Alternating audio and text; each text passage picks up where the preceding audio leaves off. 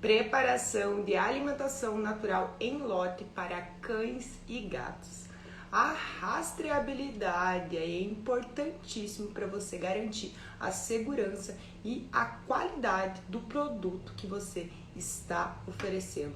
Hoje eu vou dar algumas dicas para você conseguir aí incrementar a rastreabilidade no seu negócio e também na preparação aí em lotes de qualquer alimento, até mesmo alimentos para sua família, né? Primeiro ponto que eu quero falar aqui, para que funciona, né, a rastreabilidade aí de um produto? Se um pet passar mal ou se a gente tiver algum problema de mofo de produto, né, a rastreabilidade, o próprio nome já diz, é como a gente vai rastrear aonde foi que aconteceu esse problema. O porquê disso?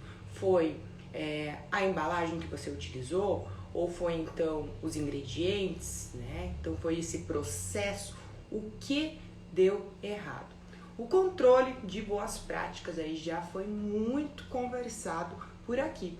E o controle de boas práticas, ele serve, né, não somente aí para gastronomia pet, mas também utilizado há muito tempo na gastronomia humana.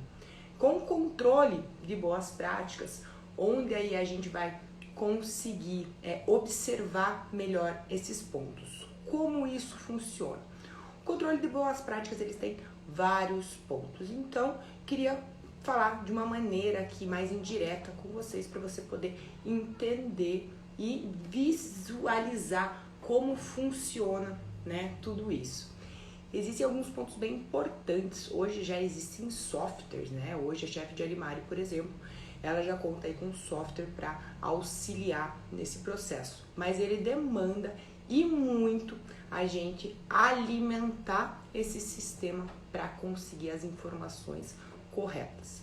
Para tudo isso, a gente precisa aí ter um planejamento. Inicialmente, né, o planejamento vai de acordo com quantas receitas você vai produzir, como funciona aí a sua demanda, você trabalha diariamente, né? Faz receitas diariamente, quais são essas receitas, de que forma você dispõe aí na sua empresa para fazer todo esse processo. Tudo isso inicia você tendo primeiramente essas receitas, né?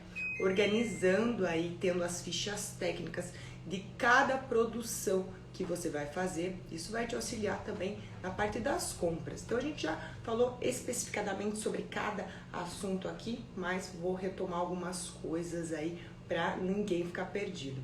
A parte das compras, né, a gente precisa aí ter os produtos de qualidade, claro, mas a gente precisa também saber como fazer esses pedidos.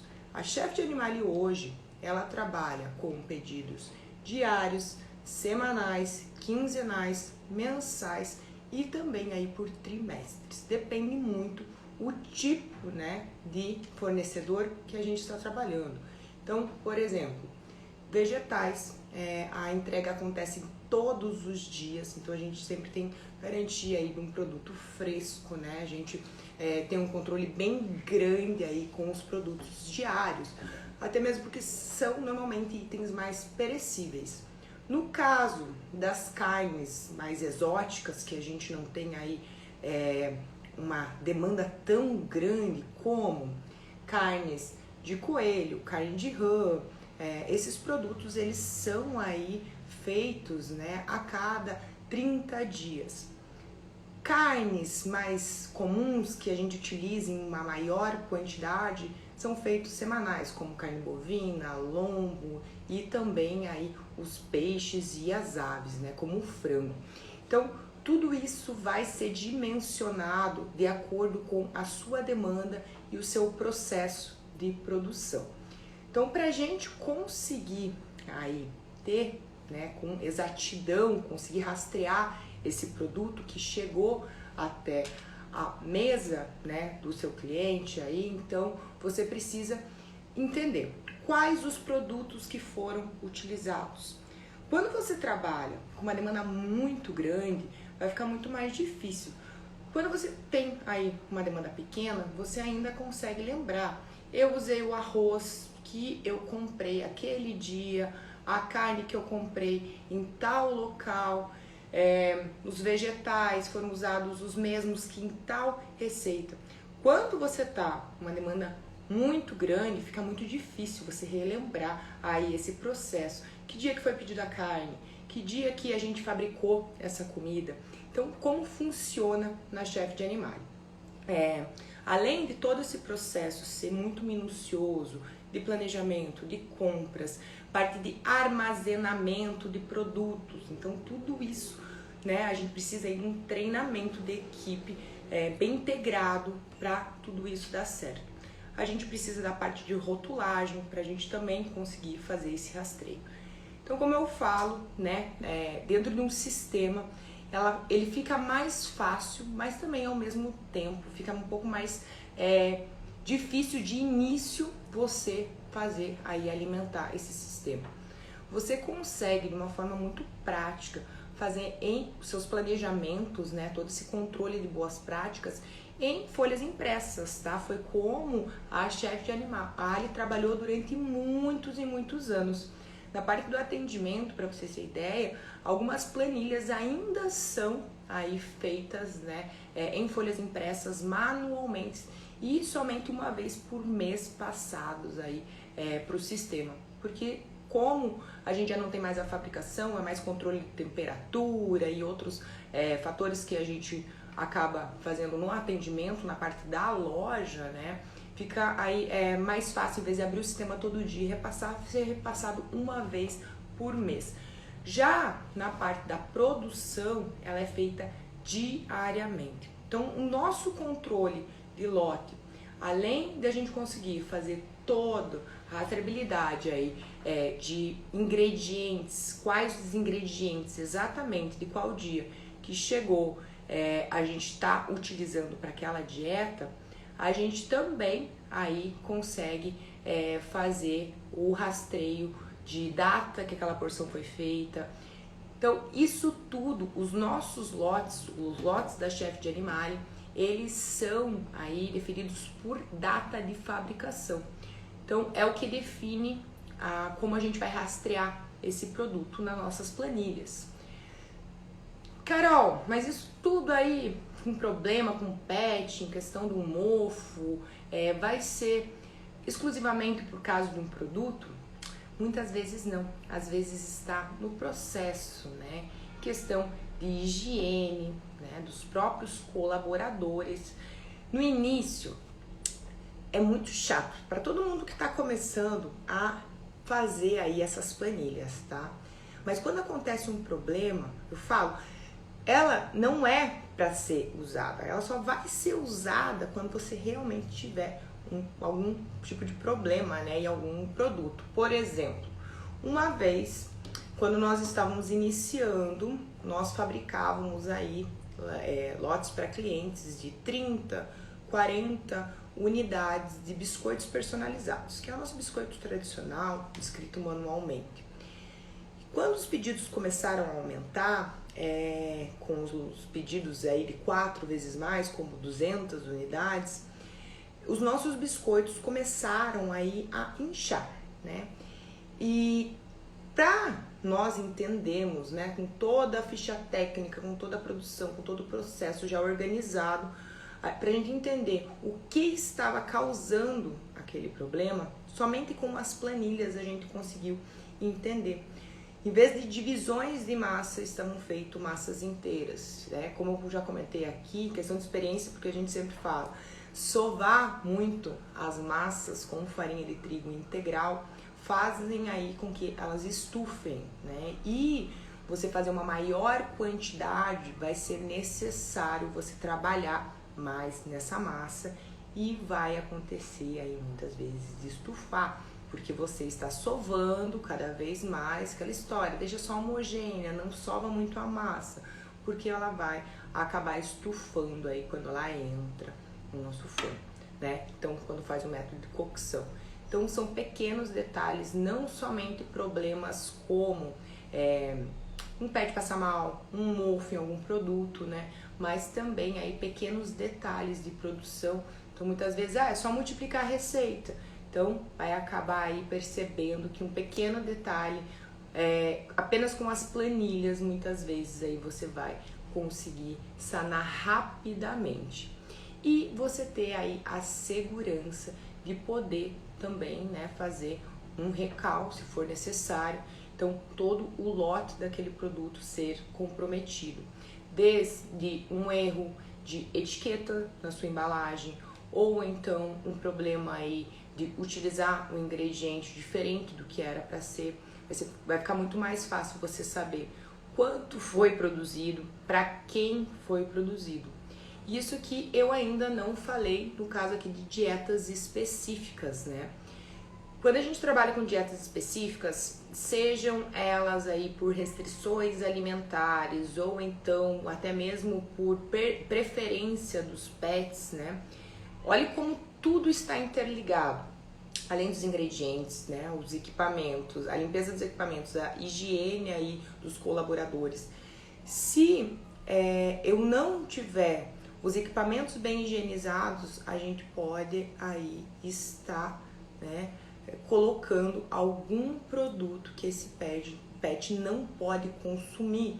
Então, a gente pode utilizar aí desde um processador, transmitindo uma contaminação, muitas vezes não uma contaminação aí que seja química ou física, ou até mesmo biológica, mas colocando um ingrediente que não é permitido na dieta daquele pet, então ocasionando alergias ou demais fatores aí dependendo da doença, do caso do animal.